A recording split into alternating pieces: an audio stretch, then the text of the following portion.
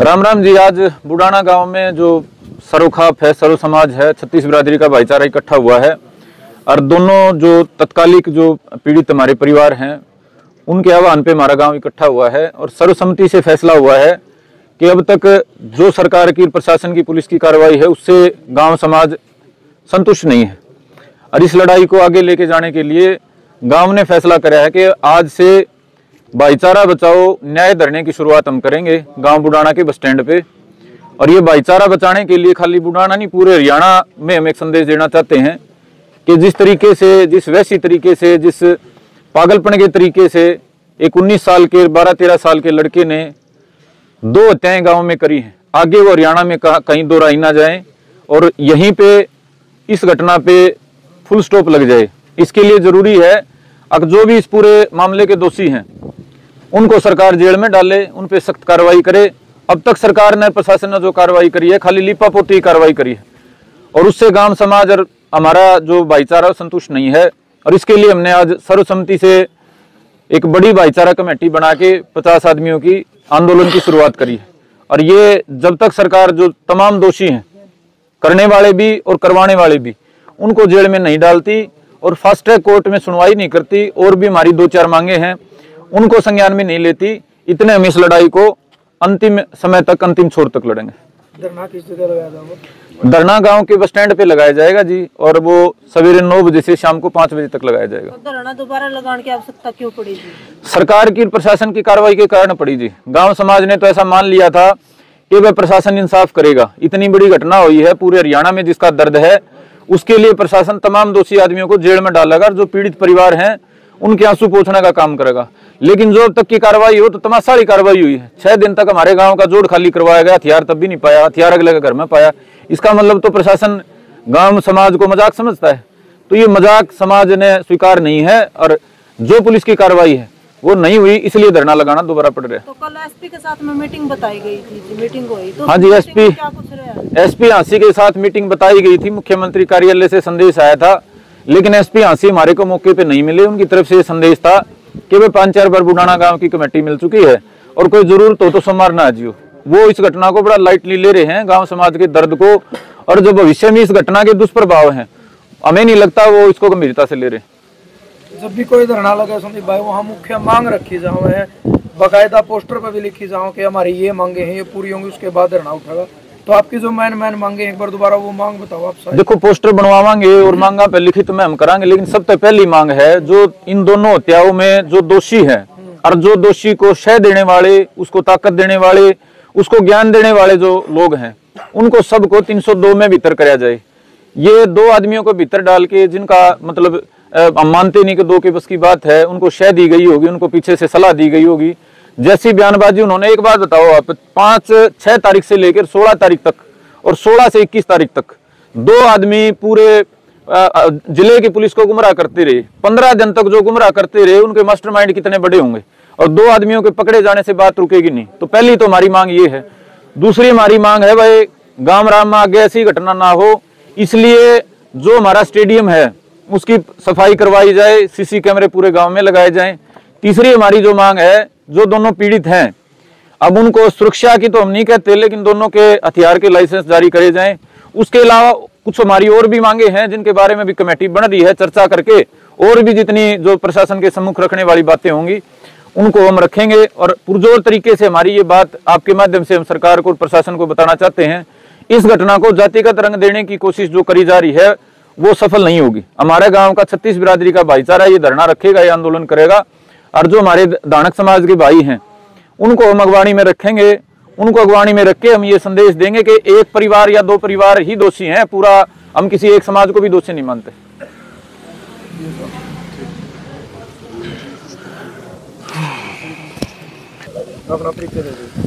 मेरा नाम जयवीर सिंह ढांडा है, शिक्षा विभाग से ज्वाइंट डायरेक्टर रिटायर हूं और मैं इसी गांव का एक छोटा सा हिस्सा हूं। डबल मर्डर का मामला पूरे हरियाणा ने, पूरे हिंदुस्तान में चर्चित उठाया। दोबारा फिर मतलब आपका गांव इकट्ठा हुआ है और धरना दोबारा शुरू हो गया, तो उसको लेकर आपकी क्या विचार है? मेरी बहुत स्पष्ट ये मानना है कि यदि खाप पंचायत मुख्यमंत्री से मिलती है लिखित मांगे लेके और 6 दिन तक मुख्यमंत्री महोदय के ऑफिस से ये जवाब भी नहीं मिलता कि आप एसपी से मिल लो। मैंने भी बड़ी बड़ी पोस्टों पर काम किया है और इस व्यवस्था को बहुत नजदीक से देखा है। 1 मिनट का काम था सीएम ऑफिस से एसपी को या डीजीपी को जिसको भी कहना चाहते थे तो यही मैसेज मिला है कि एसपी से मिल लो, यानी कि निर्णय लेने में 6 दिन लग गए। ये मामला एसपी से मिलने लायक है या नहीं है। दूसरा, जब एसपी के पास गए तो मैसेज मिला कि एसपी बास में है। हो सकता है एक एडमिनिस्ट्रेटिव ऑफिसर है, किसी जिम्मेदारी से गए होंगे, किसी काम के लिए गए होंगे। वहां से मैसेज ये आता है कि ये काम निपटा के और मैं शादी में जाऊंगा। ये ऑफिशियल मैसेज है एसपी का। तो यानी कि शादी में जाना इतना जरूरी है और 2 मर्डर हो गए हैं, वहां पर एसपी का आना जरूरी नहीं है। इसलिए गांव ने दोबारा इकट्ठा होकर ये निर्णय लिया है। मैं ये बात भी स्पष्ट करना चाहूंगा कि किसी भी कीमत पर अगर हमें मरना ही है तो हम बकरों की तरह से गर्दन एक एक कटवा के नहीं मरेंगे। हम सामूहिक रूप से पुलिस की गोलियों से मरने के लिए तैयार हैं और एक एक गर्दन हम गांव में किसी की कटने नहीं देंगे। या तो प्रशासन उन लोगों के खिलाफ कार्रवाई करे, और बहुत स्पष्ट है, जैसे हमारे इस बच्चे ने, संदीप ने कहा, दानक बिरादरी में मेरे बहुत अच्छे मित्र हैं। आज की बात छोड़िए, मेरी उम्र 64 साल है और मैं जब 15 साल का था तब से दानक बिरादरी एक थाली में बैठ के रोटी खाई है मैंने। अमरनाथ एक्स सर्विसमैन नानुंद में रहता है, आज जाके पूछ लो। मेरे आज भी इतने अच्छे मित्र हैं और ये सौभाग्य है मेरे गांव का कि हम 36 की 36 बिरादरी के लोग एक हैं और लड़के मरना पसंद करेंगे, गर्दन कटवा के मरना पसंद नहीं करेंगे, चाहे मेरी भाषा किसी को आक्रामक ही क्यों ना लगे। क्राइम ब्रांच का भी कुछ जिक्र सुना था भाई आप? जी हाँ, मैं ये स्पष्ट कर दूं कि जो चिट्ठी लेके गई थी पंचायत, उसमें ये निवेदन किया गया था कि इस मामले की क्राइम ब्रांच से जांच हो। हमारी जो मांगों की बातें हैं और तो कमेटी डिसाइड करेगी उनमें क्या क्या शामिल करना है, क्या क्या नहीं करना है। एक हमारी मांग ये है कि हमारा भाई जयवीर, जो मेरा नाम राशि था, जिसका मर्डर 5 तारीख को हुआ, हत्यारे को यदि पुलिस ने नहीं पकड़ा, जबकि उसमें स्पष्ट किया गया था कि लाठी जिसको वो लाठी मारते हुए देखा था, उसने विटनेस दिया था कि लाठी मारते हुए देखा है। सीसीटीवी फुटेज है उस बात की, वो लाठी लेके आते हुए रह रहे हैं। अगर उसको उसके बाद भी गिरफ्तार नहीं किया गया तो क्यों नहीं किया गया, किसकी में था और पुलिस की कस्टडी में था तो उसको क्यों छोड़ा गया, किसने छुड़वाया था? जिन पुलिस कर्मचारियों ने उसको छोड़ा, जिसके आदेश पे छोड़ा, उन सब के खिलाफ अगले मर्डर के लिए उनके अगेंस्ट केस दर्ज किया जाए। अगला मर्डर करवाने में उनकी जिम्मेदारी थी, मैं ये कहता हूं। और इस लड़के ने जयवीर का मर्डर नहीं किया तो इसका मतलब दूसरा हत्यारा था कोई। इन्होंने, पुलिस ने उसको कस्टडी में लिया और 2 दिन बाद छोड़ दिया। इसका मतलब उनको लगा कि इसने हत्या नहीं की तभी तो छोड़ा, तो दूसरा हत्यारा दे दे हमें। दूसरा हत्यारा कौन है?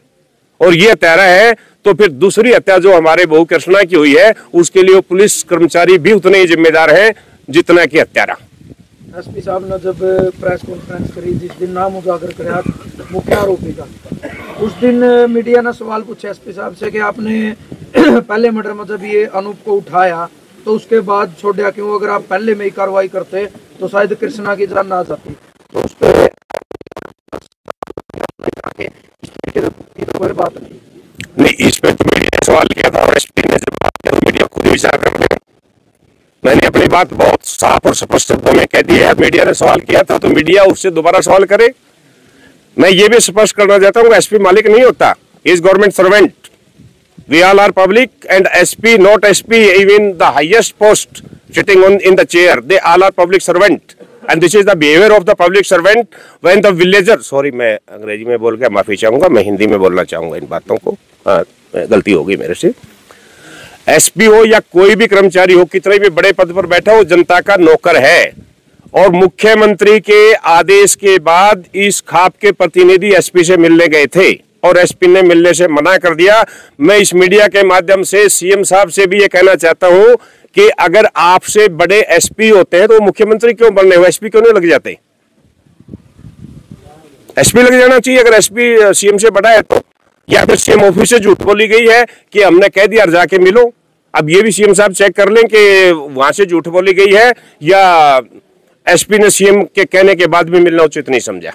ये किसका जवाब था जी कि उसके बाद शादी में जाएंगे? मतलब ये हाँ, मैं बहुत जिम्मेदारी से कह रहा हूं, सिविल ड्रेस में एक सब इंस्पेक्टर था, कोई नाम मुझे नहीं पता उनका, मैं नाम भी जरूरी हुआ तो बता दूंगा। और मैं जिम्मेदारी से कह रहा हूं कि उसने ये कहा कि हमने एसपी के मोबाइल पे मैसेज भेज दिया है और एसपी साहब का ये जवाब आया कि बुडाना की पंचायत से मैं 3-4 बार मिल चुका हूं और कोई नई बात होगी तो वो मंडे को आके मिले। मैं इस बास में जिस भी कार्य के लिए गया हूं उसके बाद शादी में जाना है। सर ये जो धरना है कितने दिन लगा आपने निर्णय लिया है? वो इतने दिन? जब तक या तो हम जिंदा हैं तब तक धरना चलेगा। हो सकता है कि हम सबको ये पुलिस ही मरवा दे,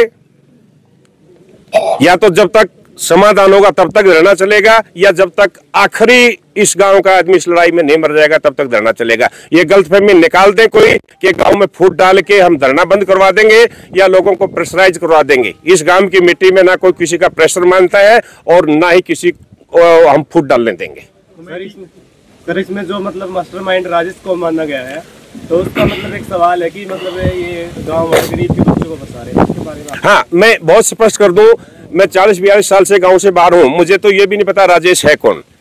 मैंने वो जो चिट्ठी सीएम साहब को लिखी गई थी, मैं दोबारा स्पष्ट कर दूं, हमारा राजेश से या किसी गांव के किसी आदमी से कोई दवेश ही नहीं है।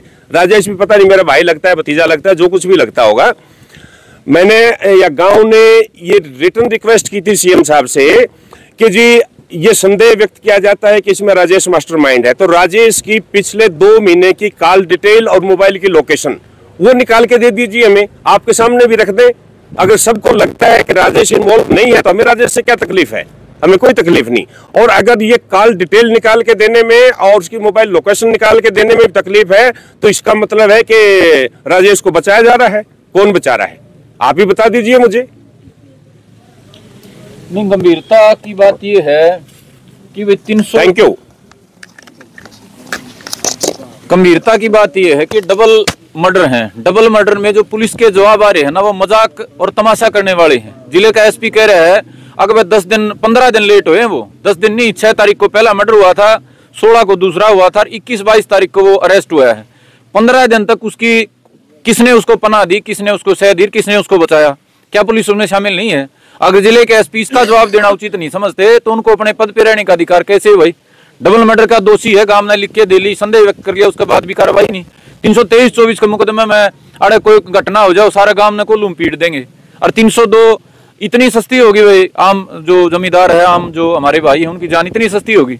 तो ये जो बात एसपी साहब के बार बार के रुख हैं, ये तमाशे हैं, ये सभ्य समाज में स्वीकार्य नहीं है भाई। और इसके लिए गांव के नौजवान भाई बैठे हैं।